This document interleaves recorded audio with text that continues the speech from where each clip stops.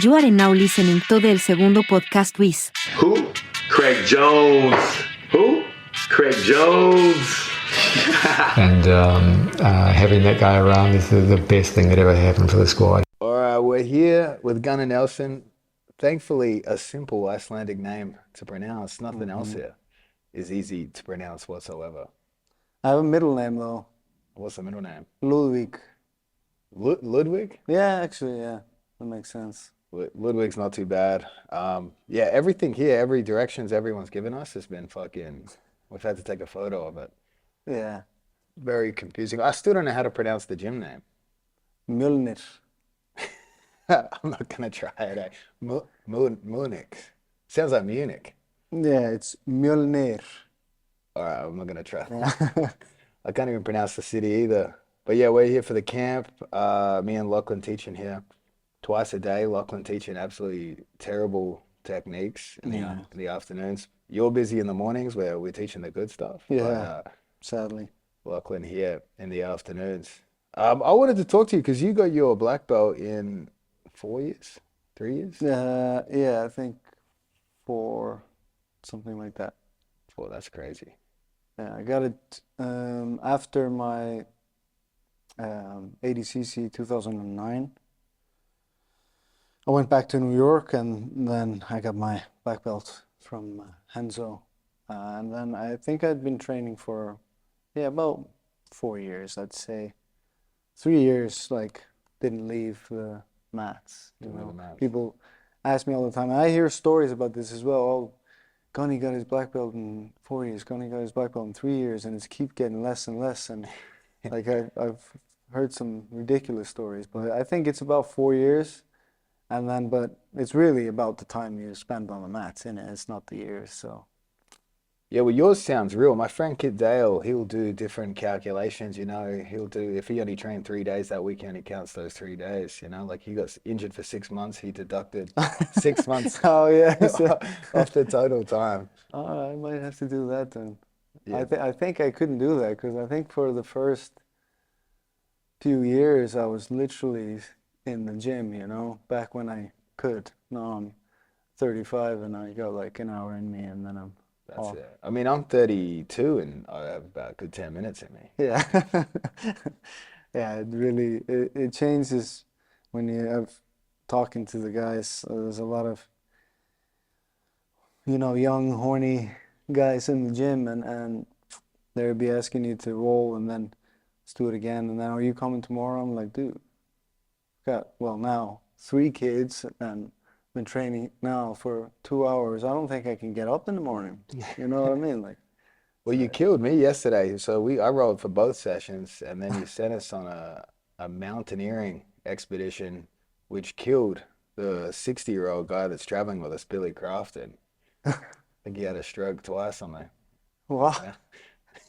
on the mountain. But yeah, Billy over there. So you started training here in Iceland, and explain the connection to John Kavanagh, because if I read your Wikipedia page correctly, he was a brown, well, he had just gotten his black belt, wasn't a black belt long enough to promote you? I'm not sure what if that's true, but that's wasn't really the case. It was more of that I was with John from the start. Well, John came to Iceland and then I was just like a white belt kid doing karate, and long story short, he held me down and tickled me until I tapped out, So I was like, this is phenomenal. And at the time, he was also smaller than me. I was like, how is this possible? I can't do a thing. And that's when I was like, I gotta learn this stuff, Before that, I was more just stand up and keeping it standing and stuff. So I went to 2007. I went to Ireland to train with John, and I had my first fight in Denmark. And after that, I was always training with John. I was in Ireland for a few months, and then I went to Manchester to train with. Carl Tanswell, and yeah, it was kind of going back and forth and going home, but spending most of my time in England or in Ireland. So when I go to New York, this is, I want to say 2008 or 9. Then I started training jiu-jitsu, like I did, of course, jiu-jitsu, and John promoted me to my brown belt. And then I joined the team, Renzo Gracie team, and we were just kind of training a lot with the gi and stuff, which when I got there, I was like, holy shit, these guys are good. You know what I mean? Especially when we were wearing the gi, I could hold my own a little bit no gi, but when I put the gi on, I was getting torn apart. You know what I mean? And so I kind of fell in love with that when I was there, and I was doing a lot of gi, and my game was getting a lot better, and yeah, and then I competed with the guys in ADCC, and then after I received my black belt from Renzo, and so yeah, that's kind of the story. And How did you, did you win the European trials to get into ADCC? no, Renzo, Looked it up. yeah, I think he hooked it up. I think at the time as well, they wanted people from different countries a little bit more. Now it's, you have to compete a bit more to get in and stuff. I think back then there was trials, but there was more, there was also like, they would invite people from certain countries as well, because they kind of wanted people from all different places. So I was lucky to get just an invitation, and obviously Renzo had a lot to do with that. And it's actually funny because, so I go in there, and my training partner, Gunnar Gracie, Oh yeah. He's a yeah, legend. he's doing the 77. So I'm like, yeah, I guess I'll do the 88. At the time, I was lighter than Gregor, but I didn't mind. I was really happy to be able to compete, you know. I was like 20, 21, and I stepped on the scales wearing like fully clothed with a backpack and a sandwich, and I was like 85 kilos or something, you know, and I was doing 88. So, and my first match was against James Branco, I think. Oh, is Brasco, Yeah, yeah. James Brasco, really strong kind of wrestler who I think he trained with Pablo Popovich at the time. So he knew what he was doing. He was really hard to get a hold of, and we ended up going 0-0 after like 2 overtimes, and then he got the win. And so I was out my first match in my weight category. So that night, me and Ryan Hall, who also lost his first match, got drunk. So we just went out, and you know, and then we went in the next day to watch the finals, you know, the semifinals, the finals, and the absolute and stuff. And I remember going down the elevator, like I was like, oh fuck, I'm late. I wanna see the matches. Like shit, I'm so hungover going down. I'm like, oof. And then I get there. I'm not wearing any underwear. I'm wearing like shorts and a t-shirt, and that's it. I'm there, and I got my wallet. That's it. I'm sitting in the audience eating acai.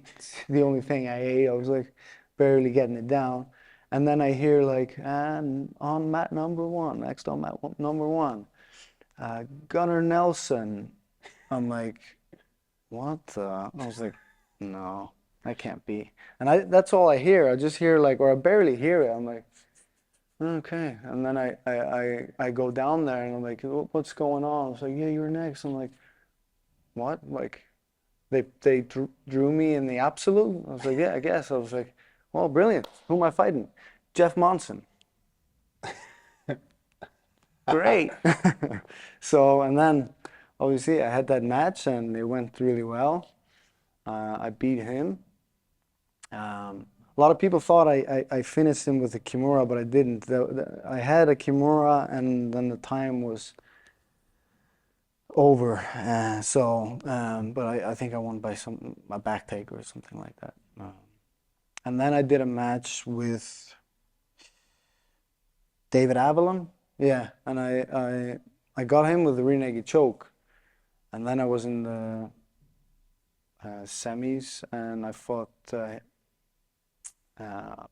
Hiberio, or the older brother, Oh, Shanji, right? Shanji, Yeah. and he got me with a knee bar. I was getting I felt I was doing well, and then he got me with a move that, like, it was something I hadn't seen before, to be honest. But it was a good lock, and then after, it was funny. I talked to him, and he was like, you're very good, you know. I don't think I want to fight you again in a few years, you know.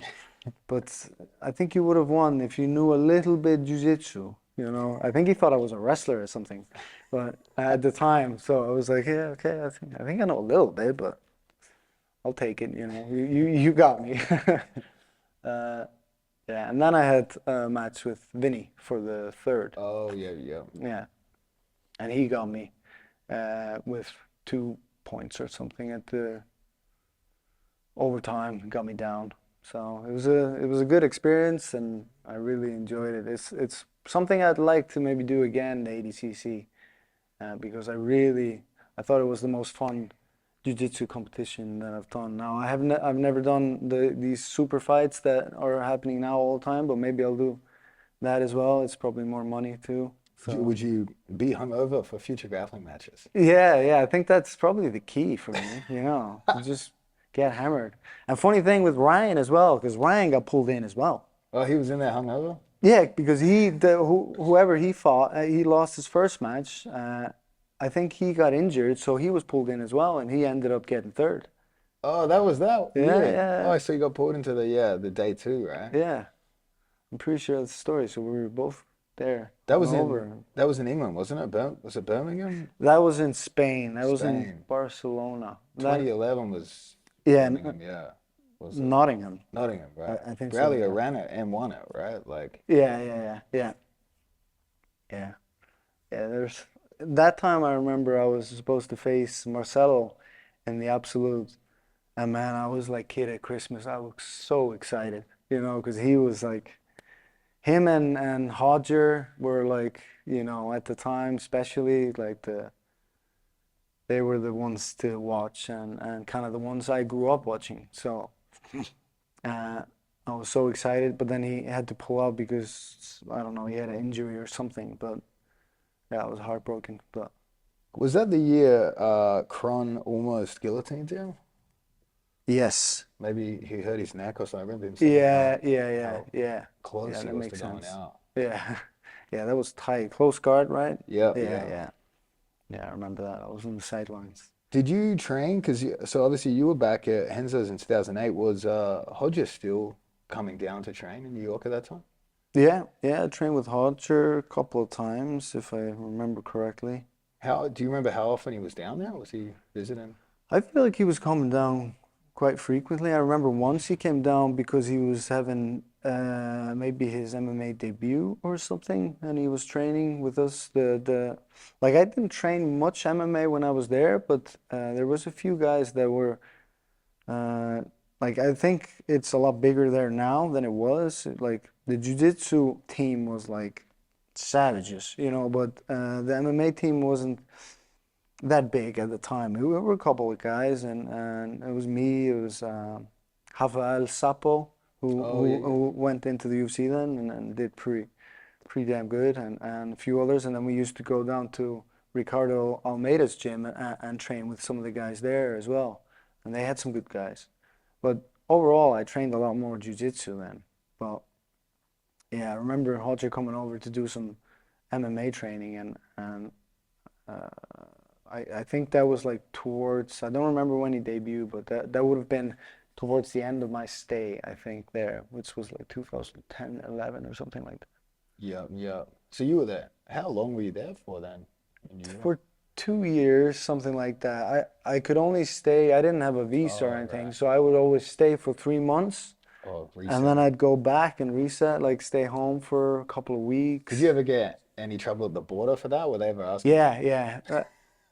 After doing this for some time, they were starting to ask some questions, and like Yeah. I was getting ready for, you know, the whole package, you know, come here and like the whole checkup. But It's tense crossing the border when you're like, oh, what are they gonna say this time? You know? Yeah, yeah. And of course, they're always asking me, are you working? I'm like, no, no, no, no.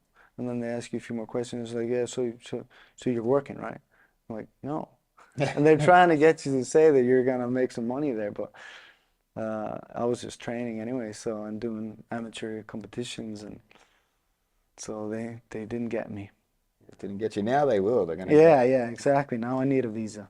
Now I need a visa. So you were training there at that time. Who was Renzo teaching much, or was it mostly John teaching the class? It was mostly John, but you know, Renzo's a legend. I don't remember how often, but maybe like once a week, sometimes twice a week, he would pop down, and like every time he would show up in class.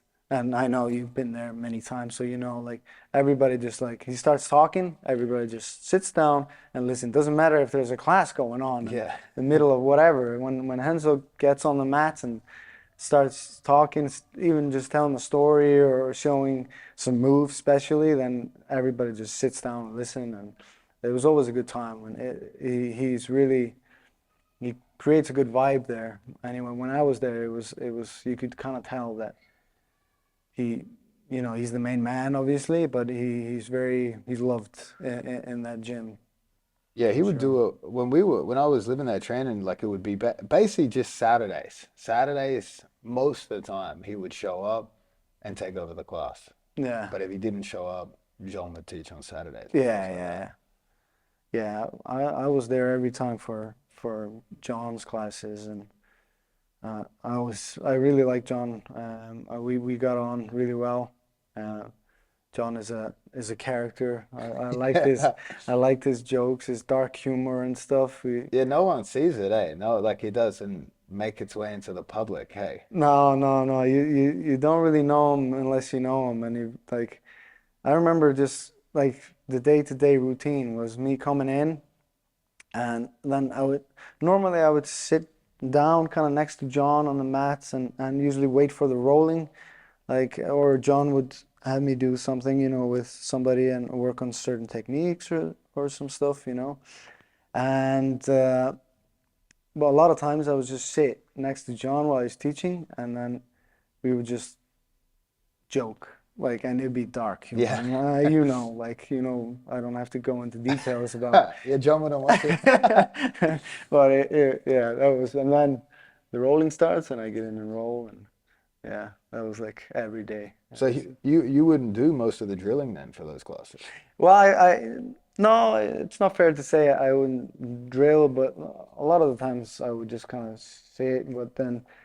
Definitely, maybe John had something in mind for me to do, or for like maybe a selective few or something that we're doing, maybe something else, working on a specific thing, because we were about to compete and we had some idea, whereas he was teaching like a group. So yeah, but yeah, I definitely do his techniques. I mean, John is a phenomenal coach, and his attention to detail and his understanding is very, very good. That's what it'd be like for us. Like it would be the class would be drilling something. We'd drill the same thing, but he might add on, make it a bit more complicated. Yeah, exactly. The more advanced class.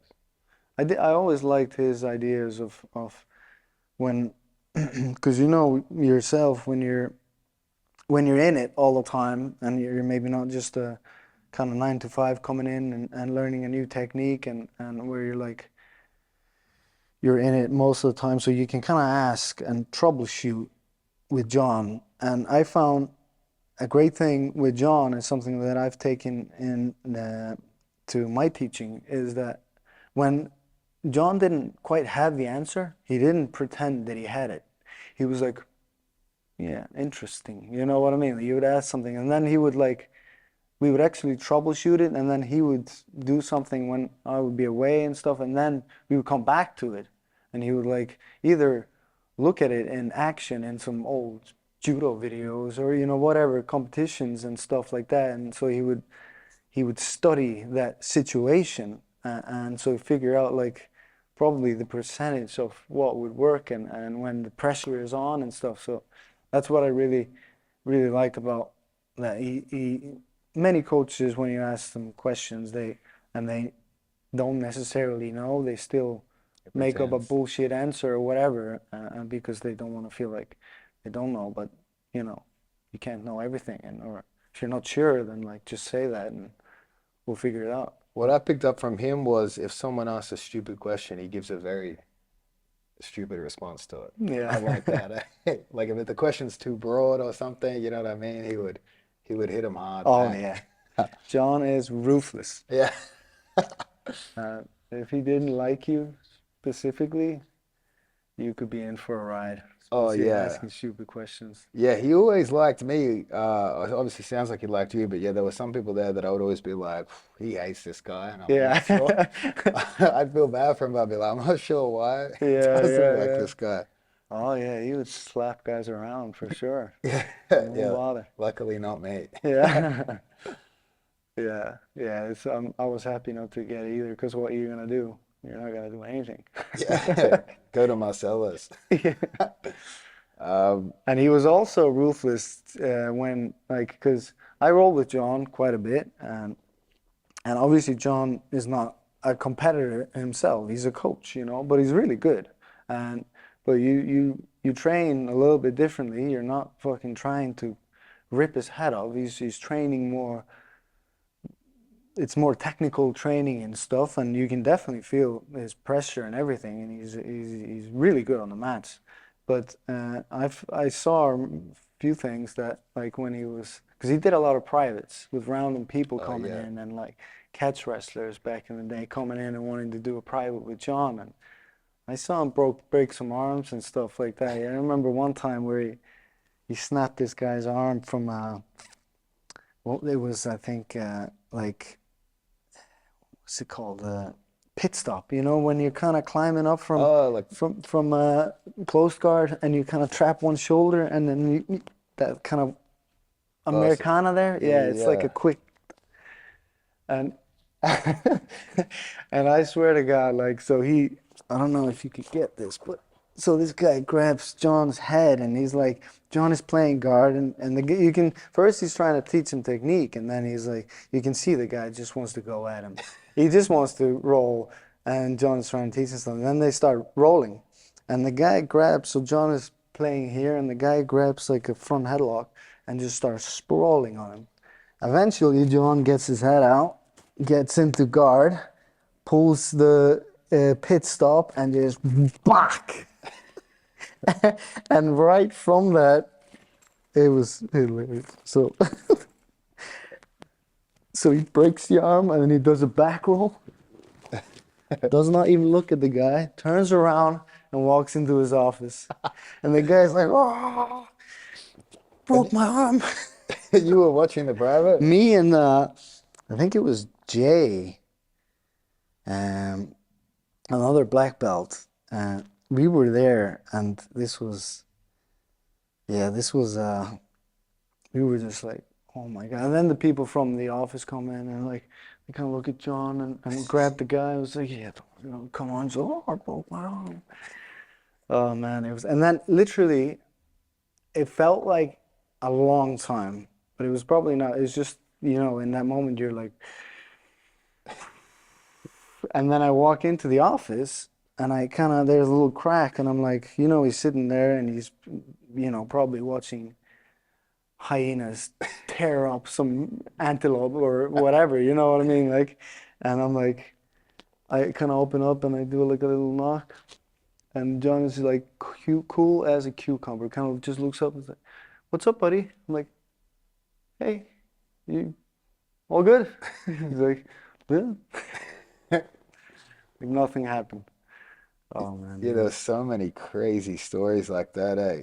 Even John would have crazy stories. What did he tell you about? Any nightclub stories, bouncing stories?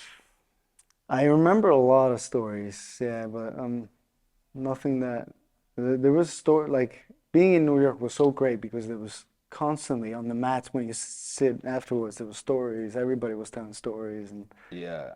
Who were the characters that? Was Brian Glick would have been coming in those days? yeah, Brian was there often.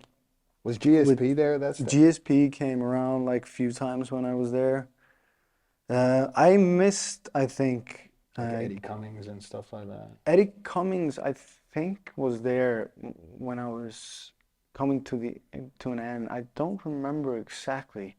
I was trying to remember, but there was I remember when I was about to leave, there was a few guys that were really getting into footlocks.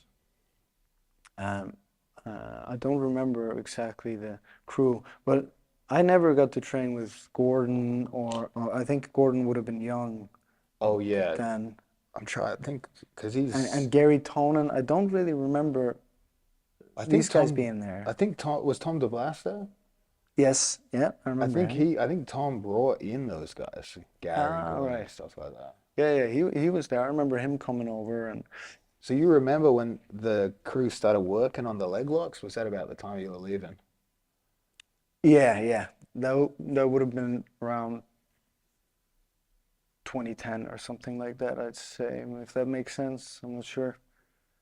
I never got into all that stuff anyway. So, but it's more like recently, like in the last few years, that I've gotten to know a little bit about the legs. But I missed that whole phase, you know. I'm just pass guards, mount, back choke. That's all I do. Side chokes and rear naked chokes. I think the leg lock phase has passed because it's so hard to get them now. It was like they were way too easy, and now they're like diminishing returns, Yeah, you because know? people are starting to know how to, yeah. And then if they know you're good at it, they just defend so early. Yeah. Yeah, it's definitely, I've noticed like if there's maybe a couple entries that I can do, and it seems like just for MMA, some of the positions are a bit risky, like you might end up on the bottom, but like with everything, there's time and place. Same with like the armbar, like I got an armbar in my last fight, but thinking about it, like arm bars in MMA, when you don't see that very much, because it's not like you might try it from the bottom. Chances are that you're not gonna get it unless the guy is not great, and it's not something you want to play for. And I definitely wouldn't have gone for it, to be honest. Even the only reason I did it, I think, was because John yelled. Literally, he's like, "Gunny, 20 seconds, shots and arm bars." Like, yeah, arm bars. I've done that. Sure, I can cook one up. So, elbow and then went for an armbar. I'm not sure I would have gotten the finish if I didn't hear that in my ear there, you know, because it's not really something I'd go for when I'm sitting mount top. But Yeah. it makes sense when there's little time left. It's like, you're probably not going to finish him anyway. There's a lot of moves like that, hey, where it's like if time's running out, you're like, Let's go. take the Yeah. gamble, right? Yeah, exactly. And I think footlocks in a lot of cases might be, at least some of the entries will definitely be something you do when there's little time left, and it's like, well, I might get him, I might not, doesn't matter. The crack, hey. Yeah. Because I guess it breaks quick. Because obviously Ryan Hall loves the heel hooks for MMA, but then guys are so scared of going to the ground with him Yeah. in any capacity. You know, Yeah. it's like, it's so hard. I remember he was trying to convince me to fight MMA. He's like, man, you go out there, you just throw crazy kicks. If they catch you and you fall over, they're going to run away. Yeah, And I was like, that doesn't sound too persuasive, not too convincing. Yeah. Especially for the money, you know, like, it's tough. But Yeah. I think also guys like him and yourself probably, I think guys also fear that more than, say, the likes of me. I mean, you know, with me, you're probably just going to end up tapping or going to sleep. But with you, you're going to end up in the hospital and can't train for a couple of years. You know what I mean? Like, so that's scary. I think Ryan Hall gets a little bit of that. Guys are like, no, fuck that. I'm not coming near this guy.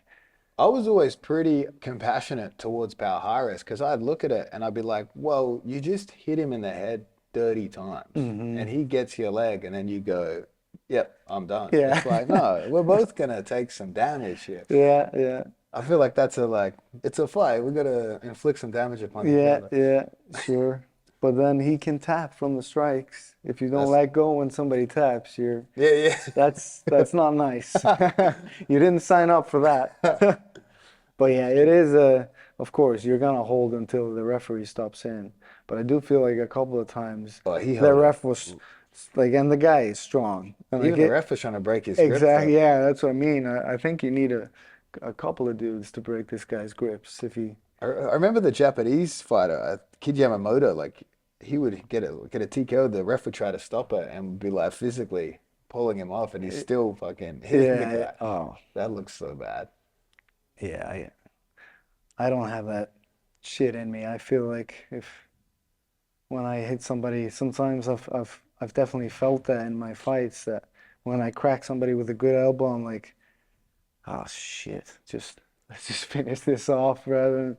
I usually try to go for the submission or something, then keep hitting them in the face. But I guess it's also instinct, so, but I definitely remember feeling that feeling of hitting somebody in the, like I've broken bones before with elbows, and I don't know if you probably haven't done that in your knowledge. Yeah, but it's a feeling you're like, oh, you know what I mean? Like it's not, especially because there's no animosity, not with me anyway. I'm not really angry at this dude. He's not done something to me, whatever. We're just competing, and if I elbow somebody in the face and I feel like something gave in his face, it's like, oh shit. That's bad. Yeah. I mean, I feel like that if I like break a guy's leg and he doesn't tap, I think, what's wrong with you, bro? Yeah. What are you doing? Who cares, Yeah. Oh yeah. Because I'm gonna tap, Oh yeah. You're being got it. out for what? When you spin somebody's knees, it's like what, 2 years or something?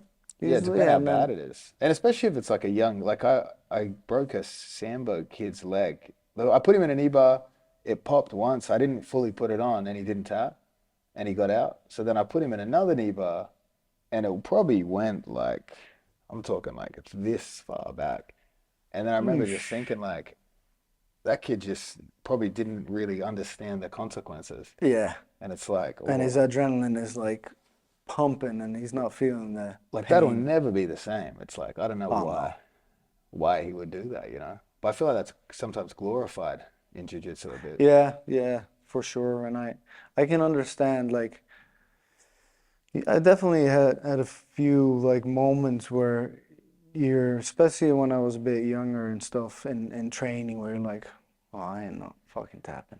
There's no way I'm tapping. You know what I mean? Like, Depends who's doing it. yeah, it does, and it depends what move it is. If it's a buggy choke, you'll probably end up going out. You're well, but yeah, for sure. But like when you get more experience and stuff, it's like training is training, and then even in fights and stuff, of course you try everything, but you also know, the limit. When it's like, yeah, he's gonna break my arm or whatever, or my leg. I might be able to get out with a broken leg. Yeah. And then what am I gonna do? You know what I mean? Like, so it's like, well, and how much money are you getting? That's another thing. Like Jacare Hodge Gracie, he let his arm break, didn't get paid $1, right? Yeah. That's crazy. Lets it break, tucks it in the belt, finishes the match. That shit's. Yeah. And it does, like, in a way, you're like, oh yeah, he's tough, But if you're tough, there's not a doubt in my mind I could let somebody break my arm. Like, I wouldn't cry, or I don't know. Like, you can break my arm, and I could, but it's what happens after. It's like, is it worth? Yeah. Well, I don't have to. Yeah. Yeah, no one gets paid enough in grappling to let anything really No. break like that, I think. No, I think it's more spirit. It's like it's getting the better of you. You're just not tapping. I was gonna say, you were there from 2008. You were there for 2 years. What inspired you to leave? Because after that, you went full-time MMA, right? Yeah. Oh, you did. Actually, you did ADCC 2011, and then. Yeah. So I did 2011, and then I started getting back into MMA more. I was already getting back into MMA. I just wanted to do ADCC again. So I wouldn't have done any other jiu-jitsu competition, I think, It was just because it was ADCC and they invited me to do it again. So I was like, yeah. And you had Shanji again. Yeah, actually I did. And he beat me again. That Son bastard. bitch. He beat me Yeah. as well. Yeah, I can't remember how. I think he swept me or something. He got me with points anyway. But I remember I tried an inside trip on him. I think that was that time. Yeah, and he somehow was able to air sprawl his way out of it, but he hit his knee on we were at the edge of the mat, and he split open. I remember a nasty, like, gap on his knee. But yeah, he's very crafty. He's crafty. Yeah, he's tough. He's done so many of them as well. I think he just retired at the last one. Yeah, it makes sense. What do you think of, so obviously some of the MMA guys are doing grappling super fights now. So we got GSP versus Damian Maia for the Fight Pass Invitational. What do you think of that one? A grappling match? That's interesting. I'm not going to miss it. I'll tell you that. Yeah, I'd be interested to see. I don't know how much. Obviously, I've seen GSP has been training with Gordon quite a bit now. Yep. Yeah, so I think that would make sense. I mean, Maia, I fought Maia and did not have a good time. You should get the rematch. Yeah, that'd be nice. But yeah, he is very good. Obviously, he's a legend in the game, and I love Damian Maia. He's one of my favorite fighters. Been around forever. Hey? Yeah, and he's a few times ADCC champion, right? Or at least. Ooh, good question. I think definitely world champ. Actually, he's been doing MMA so long, I've forgotten his grappling. Yeah. Oh, he has I think he's won. I think he won everything at some point. If I remember. Oh yeah, he did ADCC like 2005. I'm gonna say something like that. Yeah. He's a legend anyway. I'd like to see that match. What's the rule set? That's a good question. I think they're probably gonna emulate the rule set they did at the last show. They did Glover Teixeira versus Anthony Smith. So I imagine they're gonna emulate the rule set, which was like 3 4-minute rounds. Submission ends at any time. And then they would score each period. Basically wins each period. Which I like the idea of doing that, because a straight 15-minute grappling match, if it gets say a guy gets his back taken and doesn't get submitted, that's pretty boring, Yeah, I like the idea, yeah. like almost like MMA. It's like, all right, you got 4 minutes, then we're... Yeah. 4 minutes is not a... It's quick. Doesn't... And they start them back on the feet? Back on the feet, yeah. That doesn't suit Maia at all. That would suit GSP right? more, yeah, for sure. Because he obviously worked the takedowns and stuff. I don't know if Maia will pull guard or if he can or whatever the rules are, but if... I feel like Maia will probably attempt to wrestle. Hey, that'd be interesting. Yeah, that'd be... He's got a good single leg. Maia. He picked up the wrestling pretty well, right? From basically starting MMA with zero wrestling, right? Yeah. I think he trained in New York. One of the guys was telling me Edge Hoboken, he did a lot of wrestling for MMA. I think especially when he transitioned from, he jumped up a division, right? Welterweight to, no, he went from middleweight back down to welterweight, I think. Yeah. I like GSP obviously is a good wrestler and super athletic. And if it looks like he's been training and stuff, so it'd be interesting to watch. See, it might be very boring. Yeah. It might get super, super boring, but who knows? I think the 4 minutes definitely are not in favor of Maia, whereas Maia tends to move quite slowly and heavy. So he definitely, like in general, for MMA as well, I've said this a few times, that if we didn't have rounds, it would be a lot better for us. Yeah. You know what I mean? Like where it's 5 minutes and you might just be getting going. You just got him down and now you're in mount and it's like boop. Oh, all the rule set favors what they want to see, right? Yeah, of course. Yeah. Knockouts. I remember I was with the Fight Pass guys, and they were trying to ask me for opponents for GSP for ideas, and I had no idea who would be. I was just like, they asked me in the moment, I was like, I don't know. But I remember, obviously I said Khabib. I think they said Khabib wanted $5 million to do the grappling match. Oh, wow. I was like, whoa. Obviously, that's priced himself out there. Hey, Yeah. those guys will be cool to see. Yeah. I'd love to train with those guys, feel what it's like, you know? Yeah, me too. Yeah, I'd love to do like just a grappling session or something with Khabib.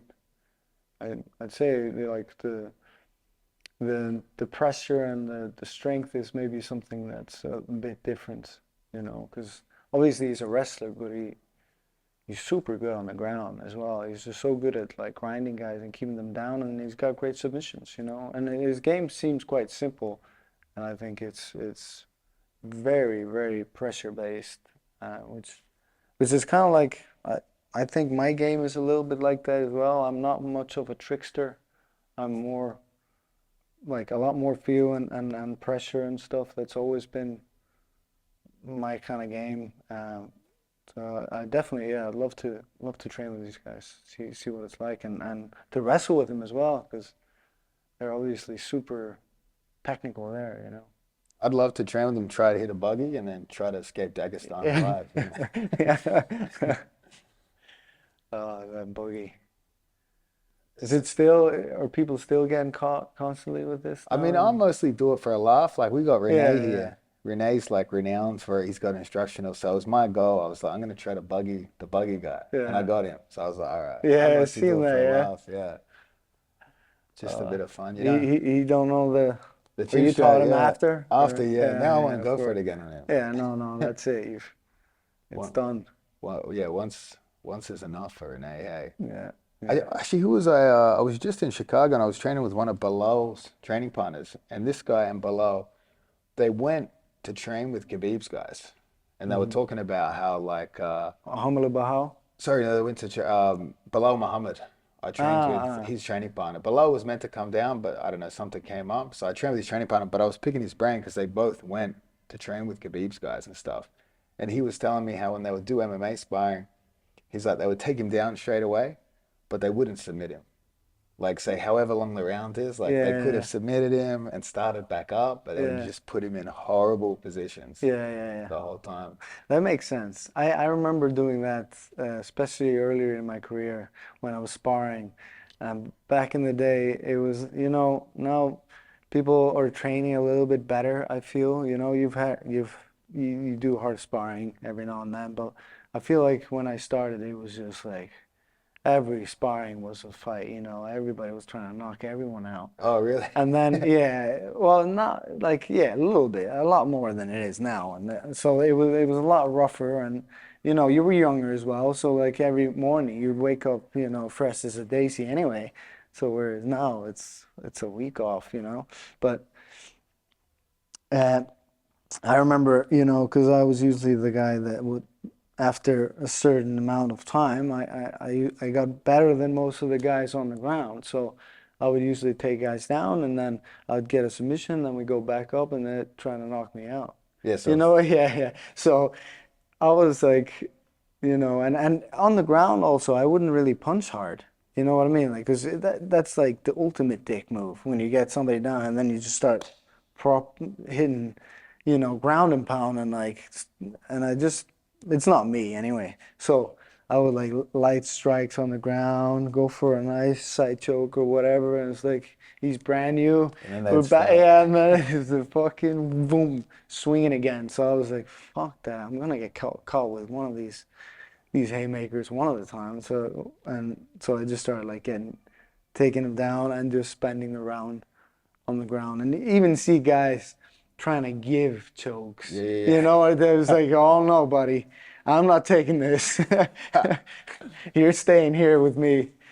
I do that as well in jiu-jitsu because I think, fuck, if I submit this guy now, I have to get up and wrestle again. I'm like, I'm pretty tired. Yeah. Just ride Yeah, the in clock a bit. training. Yeah. Yeah, for sure. Yeah. That only makes sense. So you reckon you might come back because like you don't have a fight booked right now, hey? But you might do. You reckon you might do any more grappling matches? I think so. When I'm done with MMA, I think I will. Yeah, I think I will. Seems like the money is also getting better, and if it's like an interesting matchup and I like the environment and stuff, then definitely. And I would also like to do maybe some team kind of. I've seen you Oh, that's guys. the best. Yeah, That's the yeah, best, yeah, yeah. yeah. That sounds very interesting, and I think that can be a fun thing as well. Just a fun trip, you know, to go somewhere, train, do the event, and maybe train some more with whomever is there or whatever, you know, and like do it like that, and there's like team spirit, and you know, that I like that. We got that coming up. We got Quintet, so it's like, did you ever watch Quintet? I think this is the first show in a couple years. Mm, I'm not sure. I remember seeing like these team matches. If that's It'd be basically you take a team of 5, you set the order, 2 guys go out. If there's no submission, you're both out. yeah, exactly. And then the last man standing. But it makes it exciting because like if there's a big mismatch and the weaker guy's trying to survive, it kind of makes that aspect, which is usually the most boring part, Yeah. exciting. Yeah, Because you're like, oh, this guy's stalling it out for his team. yeah, He needs to stall to win. I don't know. It makes the worst part of jiu-jitsu actually interesting. yeah, you know? yeah. And you get so involved because obviously just like MMA, jiu-jitsu and stuff, it is a team sport, but you're out there by yourself. Yeah. But when it's like your crew's there, if you get submitted, it really affects your chances of victory. It adds another layer of sort of pressure and excitement to the whole. But if you get a submission, you stay on, right? You stay in, so you could run out a whole that's pretty team. cool. That's pretty cool. And then forehand, do you know who you're fighting, or how does no? So you just put down the order. So you try to think about it like, say we got me, Nicky Rod, Nicky Ryan, J Rod, and Joseph. So you try to think about it strategically. You almost want a good submission guy at the start and at the end. You know, you want like, so if you start to lose, you want someone that it's going to be tough for them to beat at the end. Yeah, you know? yeah. And someone good at the start so they don't get too far ahead. But so you have that strategy. But then if you're the first guy on your team, you're basically walking out and you see the order they walk out in and you're like, oh, all right, so I'm going to have to take out him, potentially all these guys. So what's your order? What's the order? I don't even think we've planned it out yet, eh? Maybe we put Nicky right at the start. Hopefully yeah. But they banned heel hooks for Quintet. Obviously, Sakuraba, because he's still doing it. Sakuraba? He's competing, yeah. Oh, wow. So he's not a big fan. I think his knees are pretty banged up, so he's like basically no heel hooks. Okay. But I think like the Z-lock's worse than a heel hook. That's that's one of the worst ones. So I had to tell J-Rod. J-Rod doesn't even know who Sakuraba is. I was like, bro, if you go against him, don't try to break anything on this guy, please. We'll get murdered in Tokyo before we leave. Yeah. Oh, he seems like a guy that will break anything he touches anyway, so. Jay, he's crazy, man. He's again, only been training 2-3 years. He never drills. He just sees something. He's like, fuck it, I'll give that a crack. Give it a shot. He seems like very, very strong, and like, how is his body holding up? Because that style seems to be very. Yeah, it's so far so good. He actually injured himself. What was he? He was like mountain biking. Yeah, he was mountain biking. He broke his collarbone pretty bad. And even the surgery went bad for him. So for a while, he was like, oh. And that was one of his best things, was his flexibility. But somehow, his body's holding up. Yeah, that's good. His body's good. Nicky Ryan's body is that of a 50-year-old man. So it's just anything you touch sadly breaks for him, mate. Oh, shit. That's a huge aspect of people. You probably saw it in jiu-jitsu, right? You see some guys that their bodies just can't seem to withstand, you know? Yeah. There's certain people, I don't know what it is about them, but their knees take knee damage, they take shoulder damage. Yeah, I've been, like, obviously I've had injuries, but I feel like I've been lucky. I've been in this game for a long time, and I think I've taken very little damage. No surgeries? Yeah, I've had, what do you call the meniscus? Oh, yeah. The inside meniscus on both the knees. That's it. You know, that's pretty good. Yeah, that's it. And other than that, and since I think that was just like wear and tear. Nothing happened. It was just both cases exactly the same. I was just in training, and like not even going hard or whatever. I think like I remember one time I just kind of shut down into a takedown, and I hadn't even touched the guy yet, and I just feel like something's weird, and then like a massive click. I was like, finished the round, but then after I was like, this is weird. And then it was the exact same with both my legs. If I go below 90 degrees or something like that, it would like it was go off track. You know what I mean? Like the knee itself.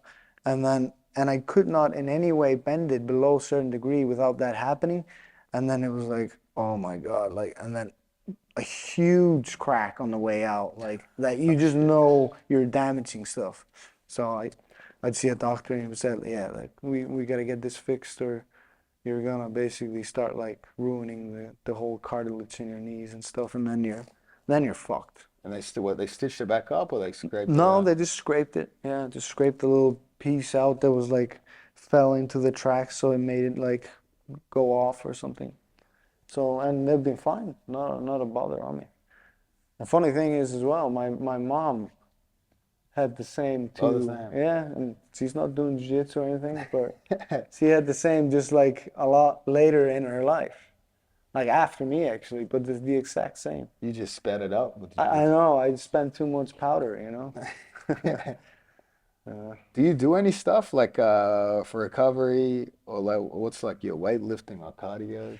Yeah, the big thing for me was for the last couple of camps, I've had a different or I've had a coach, conditioning coach, and so we found out after like some trial that what works for me better than anything else is like green zone workouts.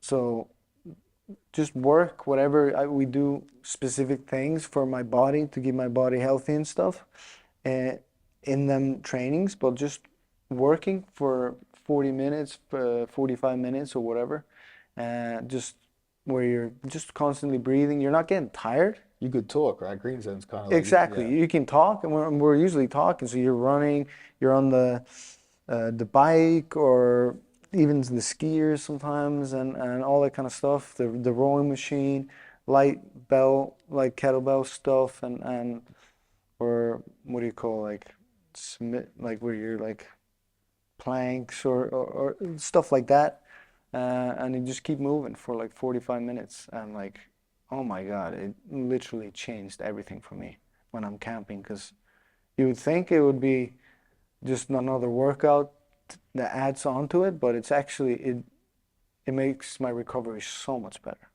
For some reason, I think it's just like blood flow and loading up on oxygen and stuff. So that really changed things for me. And then, of course, some specific stuff with my body, like I have one leg is literally, this leg is 2 centimeters longer than this leg. So if I would have done like soccer or like some sport that's symmetrical, I would have been fucked like very early. But because we're never, it's always one leg back, one leg forward, rolling on the ground, we're always all over the place. So like the wear and tear is very minimal, and I've been able to work around it. And the worst thing for me is walking. Oh, really? Yeah. Especially if I have a fight coming up, and guys tend to go to town and have a stroll and stuff. Yeah, I'm walking for like 3 minutes, and that's me. I'm not walking anymore. I hate walking. If I walk for a long time, hiking is better because then you're like, it's different because you're always like, but if you're just like straight walking, it aggravates my back. Oh, wow. So, yeah. Yeah, that's weird. 2 centimeters, that's a fair amount, hey? Yeah. I think somebody told me I could actually get some money because of it, but I've never, maybe I should start looking into it. Fucking funny, yeah. What was it like training? How long did you train with Kavanagh for? Like SBG, right? In Ireland and stuff, training with McGregor.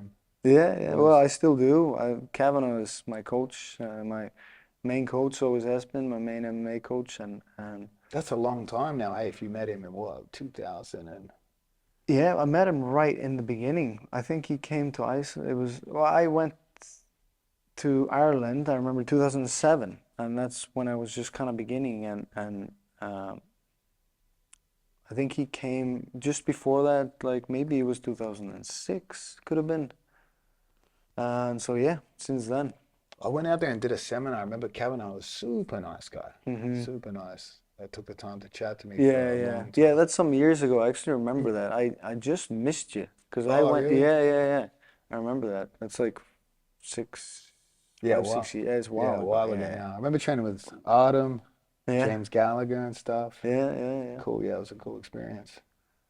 Yeah, yeah. He's got a really good team going now. And I always go there when I'm getting ready for a fight. And he has like I don't know how many now, 40, 50 pro fighters on the mat. Huge Yeah, facility, yeah.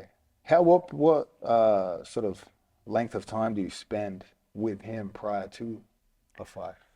It differs, you know. Sometimes I get more time with him, sometimes I get less, but we're always in touch and stuff, and he's known me since the beginning, and he knows my game in and out, and of course sometimes you're working on some things, and then we get, you know, I introduce this kind of stuff, and then he watches me train, of course, and So I even would. if you're not there, like you might exchange videos and stuff like Yeah, that. yeah, Yeah, that sometimes we helps so do. Yeah, much, right? yeah, exactly.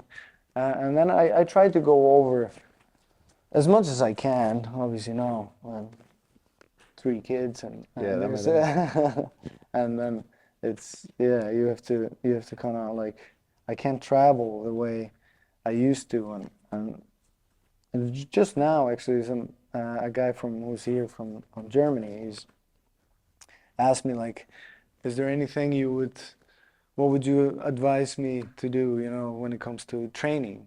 I was like, travel. You're young, travel as much as you can, travel and train, and then try to stay in a certain place for some time to really, if you're there for a week and then different place for a week, you might not get, like, you need to soak it in, you know, the vibe, the technique, the you know, the place the athletes, you know, and I think that's a key. That was if I didn't do that, I don't think I would be anywhere near where I am today, for sure.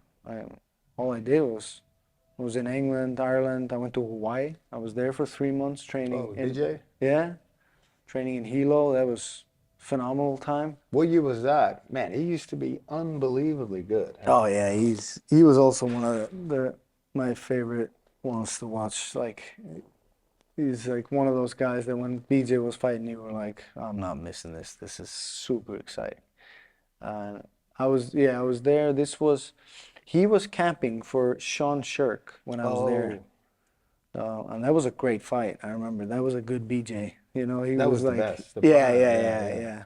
That was I think it was like fourth round, like a jumping knee or something. But he looked really good. His boxing was sharp. It was a good camp. It was a good camp, really. And a nice, Hawaii is so nice, man. The weather is beautiful. It's too good, hey. It's Yeah. like, it's a paradise over there. It'd be hard to train though, because you'd be Yeah, like, to be honest, like sometimes we were slacking a little bit, and we would like, you know, we can get high and just go jump waterfalls or something, you know. that's a BJ Penn training camp, hey. Yeah. But it was so much fun. Yeah, that's the thing. Hey, some places you go to, you like, it's almost the less there is to do in a location, the better the people are at their hobbies. Because it's like, there's Yeah. less fun shit to do. You know? Yeah, that's true. That's very true. Yeah, that's crazy. You're going everywhere. I just trained with Ian Gary, and he was telling me about all the places he visits. Like he's going everywhere, and it kind of Yeah. feels like that same energy. You know, he's just trying to.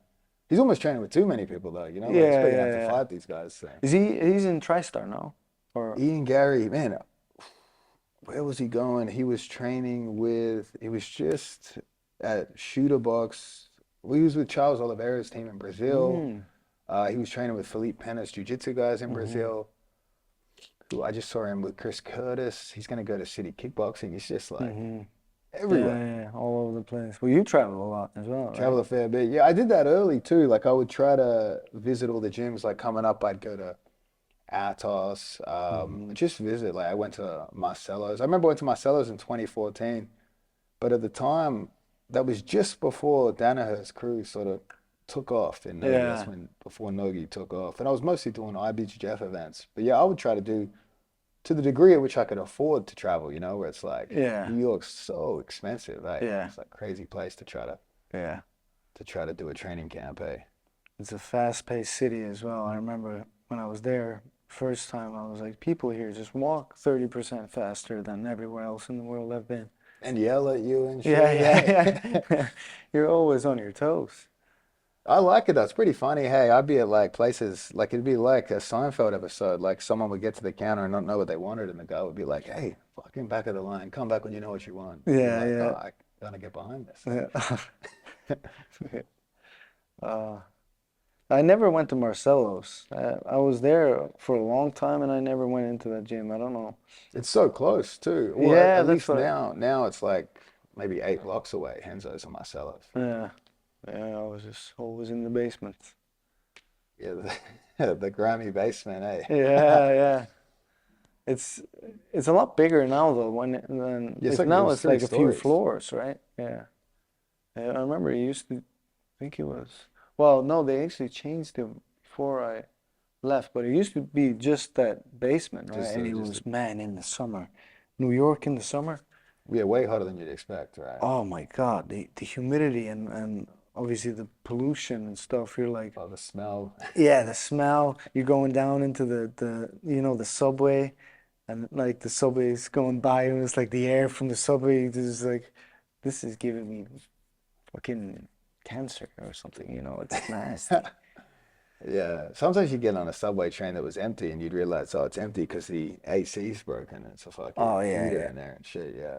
It's the humidity as well in the city, right? Oh, unbearable, yeah. I'd stayed in some terrible apartments in New York. I remember one of the ones I rented, right? It was a studio, but the kitchen, I shared the kitchen with the neighbor.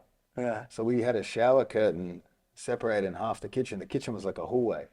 And we had half the stove each. So I would hear them arguing, I'd hear them fucking, I'd hear everything. Hear the whole experience while I'm in my studio. Wait, so there was a shower curtain In the middle of the kitchen. Yeah, covering half of the stove. So like, Well, no, like it would be here, and the stove, we'd just know. yeah, these so two you'd were see mine. what he's cooking. And, Yeah, so if and, I put my head, I'd see him, yeah. It was so, and that was expensive. I was like, fuck, this expensive. I remember my friend, Robert Zepps, the guy that started Meta Morris, he let me use his apartment one time, and he's a pretty wealthy guy. So I went from that apartment to his 3-bedroom place in Tribeca, which was amazing. But then it just made coming back so much worse. Yeah, I was like, what the fuck am I doing? Yeah. Sharing a kitchen with these fucking crazy people next door.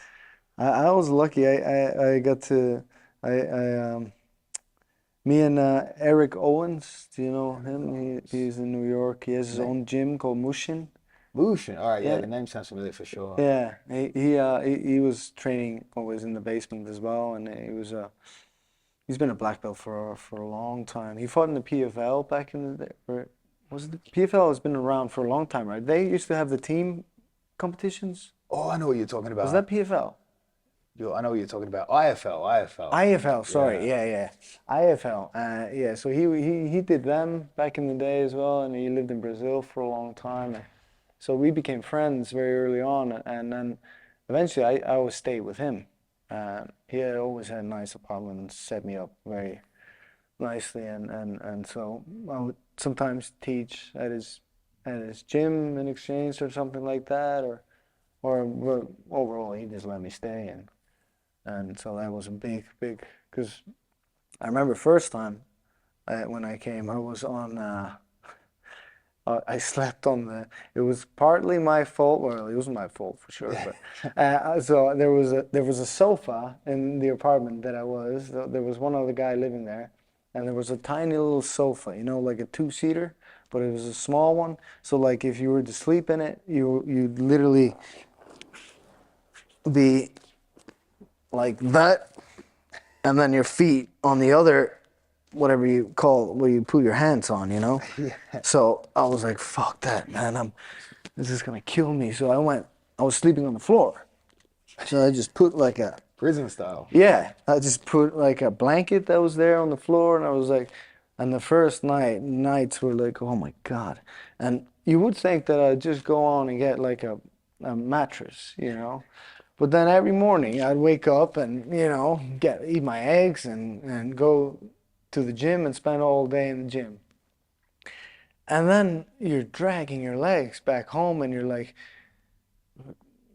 should I go now and get the mattress? And I'm like, no, I'll get it tomorrow. And this went on for 3 months. So I'm sleeping on the floor and it actually got cozy. Like I just got used to it. And it was fine. I know all the positions that it's good to see, and your body just gets used to it. And I couldn't care less after like a few weeks. I was like, yeah, I'm good to go. But then again, when I finally was in a bed again, it did feel nice. I'm not gonna say that. So it did feel good when I was in Eric's apartment then, and then I had a bed, and it was a little bit nicer as well. Yeah, that's good. You do meet some people. I mean, Renzo's has such a wide variety of characters there, you know. Like Oh yeah. rich guys that'll look out for you, absolutely insane Yeah. people at the same time, you know. That was always a fun spot. Renzo sort of kept it all together, eh? Just probably one of the most charismatic people I think I've ever met, hey. Mm-hmm. Like you could not see him for years, but it feels like Yeah. you just hung out with him yesterday. He was just I just ran into him at the last Flow grappling event. He was there. I'm not sure why he was there, but he was fucking taking over the whole thing. Yeah. Oh, whenever he shows up, he takes over. That's just his style. The best stories, obviously, most of them we can't repeat, but definitely he's got some good stuff. Yeah. Oh yeah.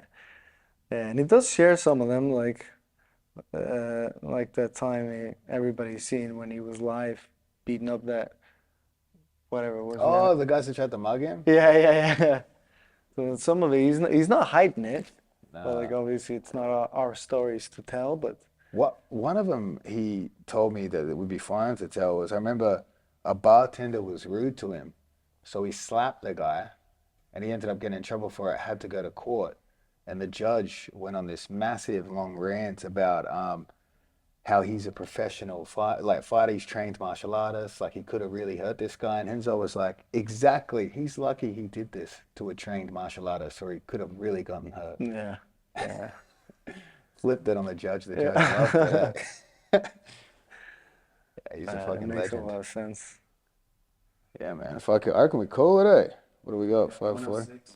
106? Perfect, yeah. Got anything you want to call out, or like, you know, where they can follow you, or what's new, or want to drive people to your gym, because he'll butcher the pronunciation. Yeah. Iceland come through, but anything you want to say? Not really. I mean, no, there's no point following me on social media. I barely fucking check my page myself. I'm never on there, so that's you can rule that out. Maybe check out the gym. Make sure we have a lot of people coming to Iceland all the time.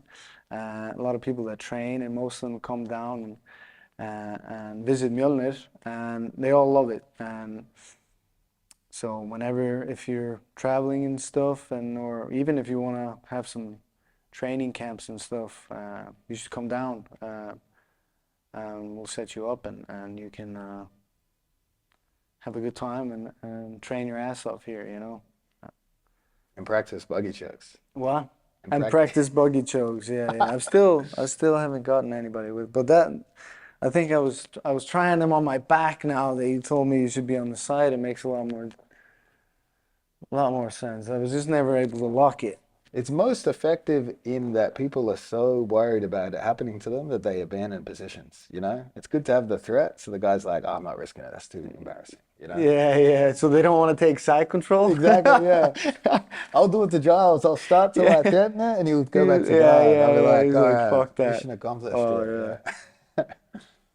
Yeah, sick, man. Thank you very much, hey. I appreciate it. Thank you. Thank you for listening to el segundo podcast. Don't forget, Fat Craig Jones.